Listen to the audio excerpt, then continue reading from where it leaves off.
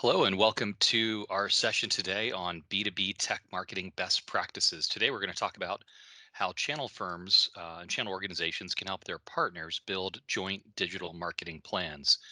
My name is David English. I've got Jeffrey Marchesiani here on the line with the TSL Marketing. And we wanted to just go through a few key points here today. The first one, Jeffrey, that we always love to start with when we're talking about joint plans with partners, and a lot of it is just structured because as channel organizations, they tend to engage partners when they have a particular bucket of MDF. So you approach it from a tactical funding bucket. Mhm. Um, no random acts of marketing, right? Yeah, and I was thinking about this, and we're big fans of Disney World. And if anyone likes Disney World, or you've been to Disney World, let's say in the last even 10 years or so, because Disney's morphed over time. But if you go to Disney World, and I'll say even Orlando, so if you go to Disney World, like in Florida, you can't go there without a plan. If you go there without a plan and you're just and you have your hotel and you wake up on a Thursday morning during whatever February school vacation or something, and you're like, hey, we don't know what we're going to do today. We're just going to go to one park. We're going to Magic Kingdom. Good luck. Like they've even built a system where there's My Disney Experience and they have an app where months ahead, like we're talking 8 months ahead for dining, for fast passes, for rides. If you don't do that and you just show up at the park on that Thursday morning, even if you're bright-eyed and bushy-tailed and get there at whatever park open is, 8 a.m., 9 a.m., and you're Right. running across the park to Small World or something, more than likely you're going to be standing in line, and that's the only ride you're going to do all day. You won't be able to eat. You won't be able to get on other rides. A little facetious there, you'll be able to eat, but it comes down to that. I was trying to think of a way to do this. It's just without a plan, and you just kind of randomly wake up and you're like, hey, we'll go to this park and we'll try it again this ride. You can get that ride, but you probably have a 2 hour wait, and that's the only thing you'll do all day. Well, and So that, I I like think, that. yeah, and that's just effectively that's the ROI of your time at the park, right? It's the Yeah. ROI of your marketing activity. It's the same. It's a perfect example because you're just not getting the ROI. It's not that you might not happen upon a couple of rides, of course, but you're not maximizing the value of the effort. Now, one Right. thing, one challenge that it creates with channel organizations is that oftentimes that bucket, that sort of tactical bucket of funding, drives a tactic. Mhm. But it doesn't mean that if you don't, you should look at that tactic and say, well, ideally we're going to build a joint plan together. But if we haven't built a joint plan and we have a tactic, let's fit the tactic into plans that may already exist. And there are two ways to do that. One is to fit it in to the partner's plan. So if you're a partner and you have a particular ongoing set of marketing activities, and then you drop in a tactic that fits within that. Think of it like a puzzle pieces, right? That fits in that. Then that's great. Then you don't have to necessarily create a joint plan. You're fitting an activity with a message to an audience that you're continually marketing to with the partner. Or as the channel firm, if you have a segment that you know you're going after and you're rotating partners with messages into that segment, well, great. Well, that also is a plan, not necessarily with one partner. Ideally, you're having a plan with a partner, a Mhm. longer term plan. But if that doesn't work, you can fit your partner tactics and make them together into a joint plan. And But I that think I'm sorry, what helps this, David, is that you also understand that the partner shouldn't be going to market with your product's message. And we'll sort of hit on that a few places here. But know that when we're talking about their plans, for you to come along and say, oh, well, we want to move the XT1000s, and you go, hey, here's an XT1000 creative brief. Let's run tactics. If they're being good stewards of their brand, they're not going to they shouldn't have a campaign that's selling the XT1000. It should be, hey, whatever that does, data storage, whatever, backup recovery, whatever that technology does, that's where it should be. And then again, the XT1000 can be there as a comparison. So that's another thing where I think a channel firm, when they say to us, hey, our partners just don't have direction, they don't have plans, it could be that, absolutely. They just don't have them. We'll talk about that. But let's pretend that they do have it. Then the next challenge is, are you bringing content to them that helps represent their brand and can stand up with their brand versus just you pushing the XT1000 for your company's logo? Yeah, absolutely, absolutely. And related to that, Jeffrey, that we just hammer over and over again is um, clearly defined targets. So clearly defined personas and target segments. And every time I say this, I feel like this is the most basic thing I could ever say, and yet And yet it is more often than not, it is more common than not that this is a challenge. And so who are we targeting as part of this ongoing plan? And if we're targeting new people for each tactic, it is effectively a random act of marketing. It is not part of a coherent plan. We can't optimize for it. We can't leverage awareness that we're building. And part of that for channel firms with your partners starts with, are these partners targeting net new customers for you, or are they targeting the install base? And oftentimes we think, oh, no, no, no, we're just targeting net new. There can be a tremendous amount of value in the partners targeting your install base, Mhm. because they may be providing a set of services that allow companies to better maximize, especially if we're thinking things like software. They may be able to help companies better leverage and better utilize the software that your company provides. So that's okay, but do it mindfully. Do it, do it intentionally, as opposed to it being sort of reactionary and like, oh, I thought the partners were targeting net new and they're targeting just the install base. So I don't know if you have any thoughts on targeting and personas. Yeah, I think this is a place where your partners need a lot of help. It's rare that we will work with a VAR that they have articulated and cataloged their personas. What marketers, and again, I'll speak to all of what we tend to do in our business is, oh, we know our customer. It's the CTO, it's the CIO, it's the IT manager, it's the database administrator. Insert sort of technology persona here, and that's where we stop. And if you think about that, it's kind of silly because that's really broad brushing a lot of men and women in their professions. And it doesn't get to, well, how does our solution help? And this is even how it happens at the channel firm. Like, how does our solution help the end user? Again, the XT1000, I'll use that. The XT1000 speeds and feeds, it's faster, it's smarter, it's better, it's safer, this and that, all good stuff.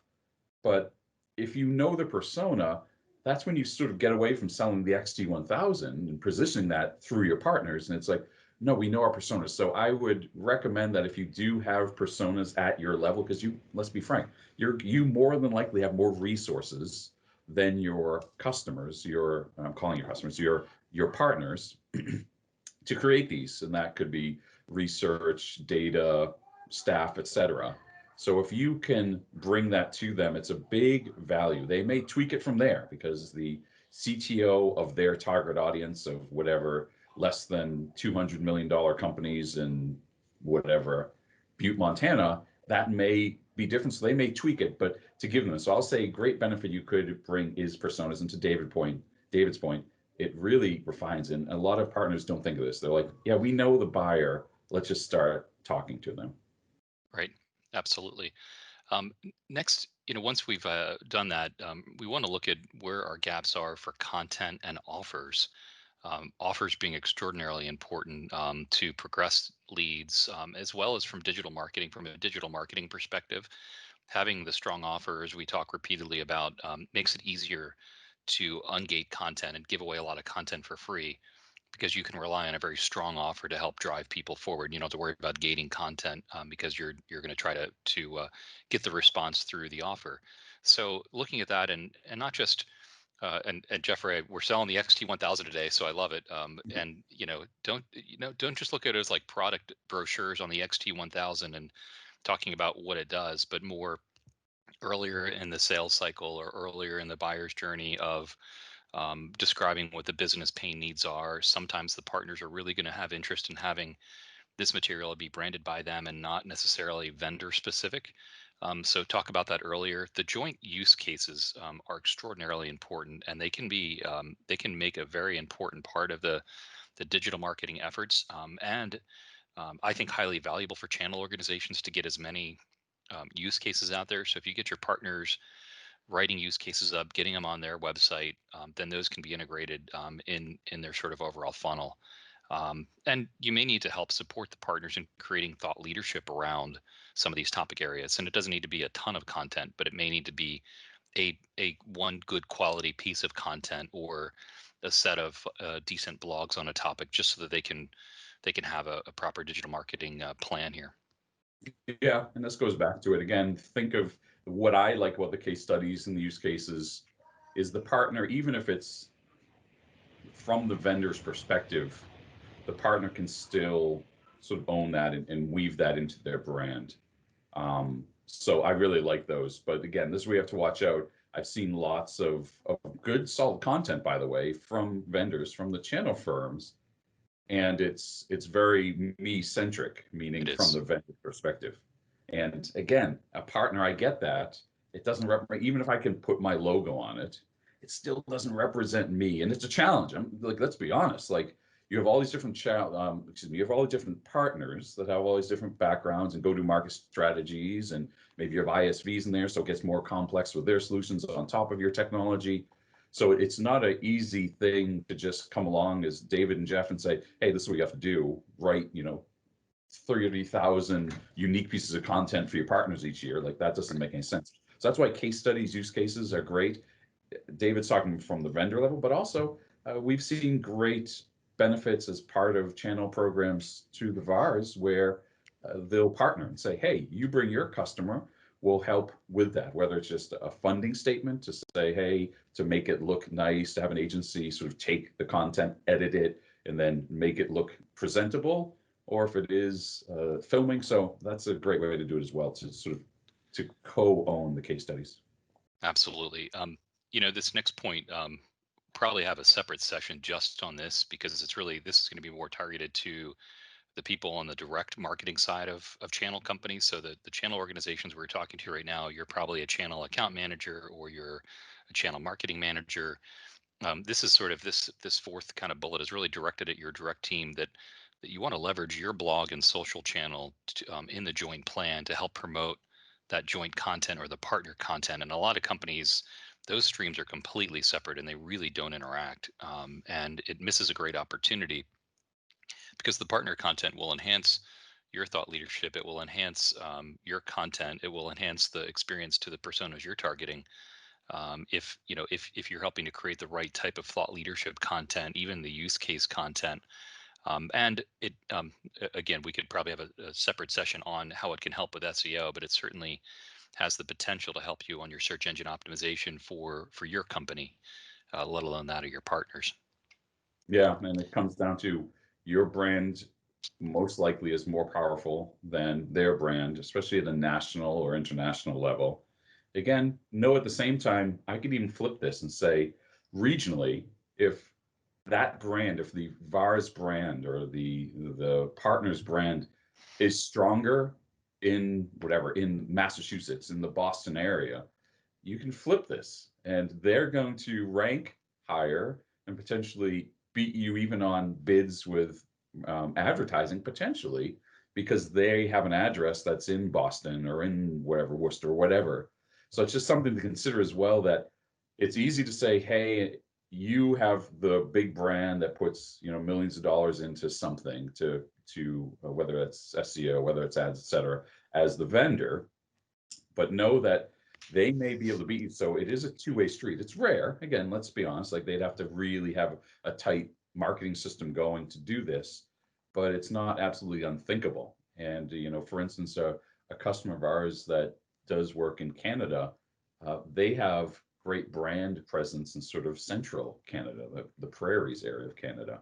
And the vendors are very eager to work through their brand because those vendors aren't putting a lot of money strategically, potentially, I don't know, into that area. So this partner has more pull and brand recognition and equity in this area of Canada than the vendors do. And that's just Yeah, an interesting thing. You don't see it a lot, but so it's just a nice side. Think of if you do have partners that are very strong in some geography in whatever, in Germany, in New Jersey, whatever it is. absolutely, absolutely.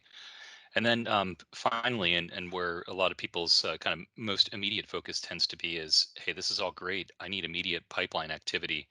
Jeffrey, what's that? What's the magical tactic to generate immediate pipeline activity? If I had a nickel for every time I was asked the similar question, I'd be a very, very wealthy man. But I think you have to, if you're going to go digital, it's really ads. Let's be frank. Like there are things you should be doing for the long term, SEO and this This and is that. you're really referring to short term, Exactly. tactics. Is yeah, Yeah, this is short term. If from you, the vendor side, from the channel company side, like if you are getting pressure this quarter, this month, et cetera, even this year, frankly, then as David even outlines here, it's really digitally speaking, it's ads. You're buying eyes to get there. Again, SEO will get eyes to your website over time. It takes a long time for Google to interpret that, for the partners to have content. It's not one piece of content. It's maybe even tens, maybe even hundreds of pieces of content over a period of time, well thought out, well SEO'd, promoted, everything. So the SEO is absolutely necessary. And this is probably your biggest challenge. Again, I'm assuming the audience is perfect here. Your biggest challenge is I need short-term results, but you pay a premium for short-term results. Like if You your do. businesses could focus on the long term, again, I'll just say it. If you could have a 2-year view of that partner's relationship with you, then SEO is going to pay off. Some of the organic stuff, the content, that's going to pay off a year and a half, 2 years, whatever, sooner, but that's going to pay off later. So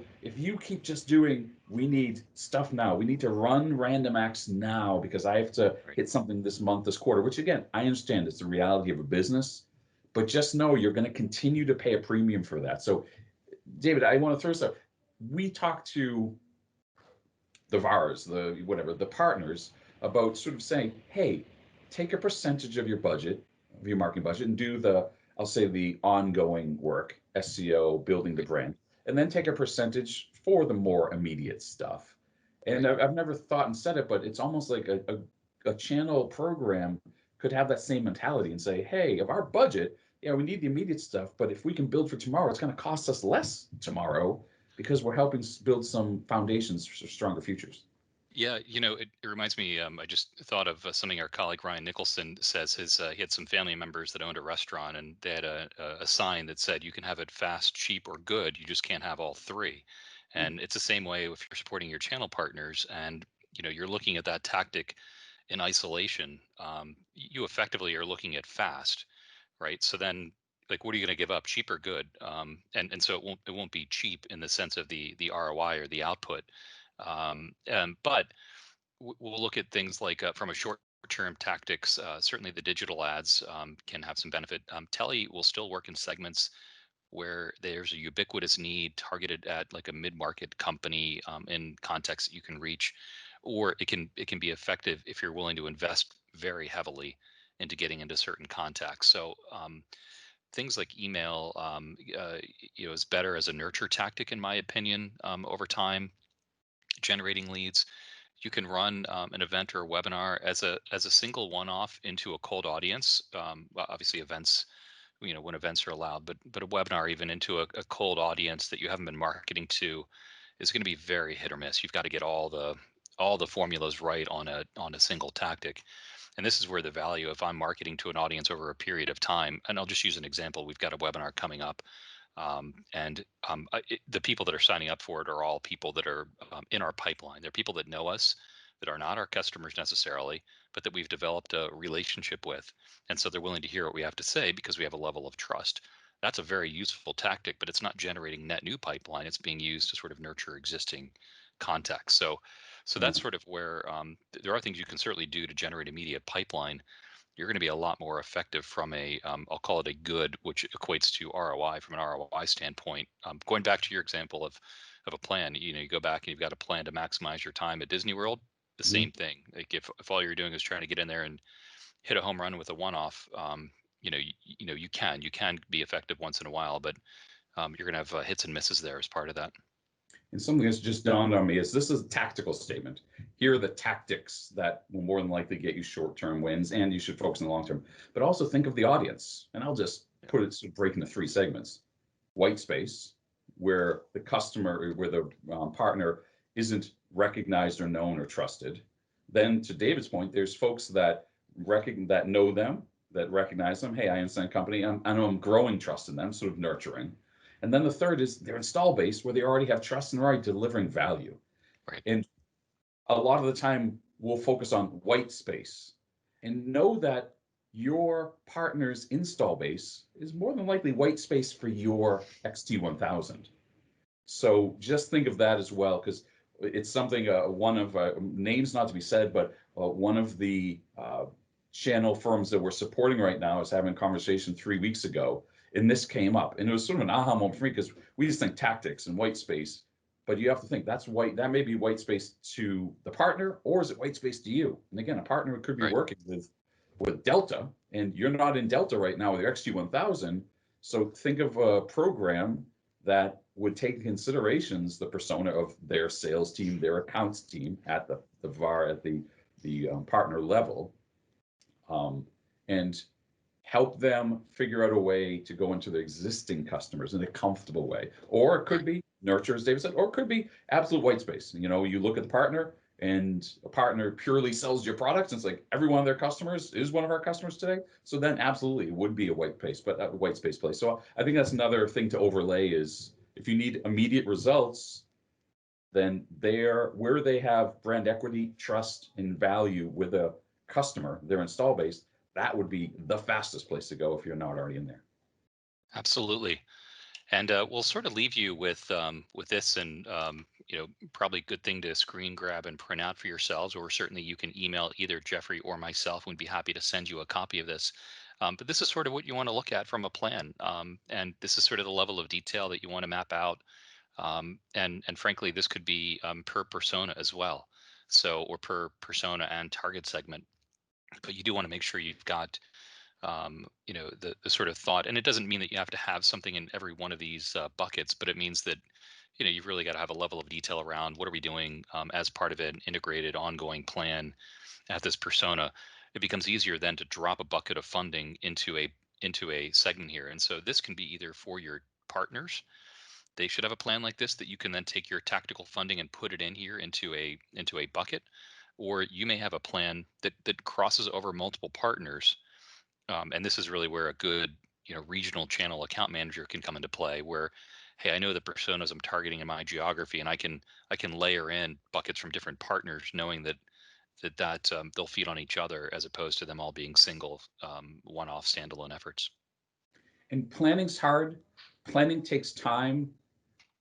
As you think of how you support your partners and whatever your funding matrix looked like, something that I've seen that I think is really smart and drives behavior that we all want, which is getting away from random acts of marketing. Again, they're taking your money, potentially your assets. You want them to optimize and maximize it, their Disney experience. So potentially a partner that brings something like this to you already that's well thought out, then this would be a wonderful time to say, hey, you're in a different echelon. Either you get different Yeah. types of funding, you get more funding, you get more support. So maybe it's not dollars, it's maybe you get more support.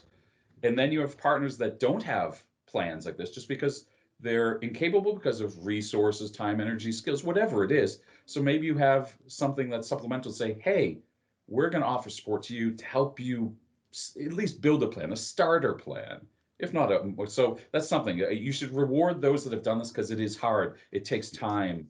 It takes chutzpah. Like this is, it is not easy to do this, especially if they're strapped for time and they're not a huge organization. So I'd suggest celebrate those that can show you something like this today. And again, not perfectly like this, but celebrate them and maybe treat them in a different way within your terms and conditions and sort of the rules of your funding. And then for those that don't throw them to the side. Say, oh, we know where you are. You need support to gather your thoughts, to maybe even understand how tactics work together. Like when is it good to do ads and how much should I Right. spend and stuff like that. So that's something I just wanted to leave as almost a parting thought here. Yeah, absolutely. Great points, Jeffrey. And we hope you all enjoyed today's session. As always, feel free to reach out to Jeffrey or myself if you have any questions, if you need help with joint planning. We're certainly available to support that. Feel free to connect with us on LinkedIn as well. But our contact details are down here, and hope you enjoyed today's session. Thank you.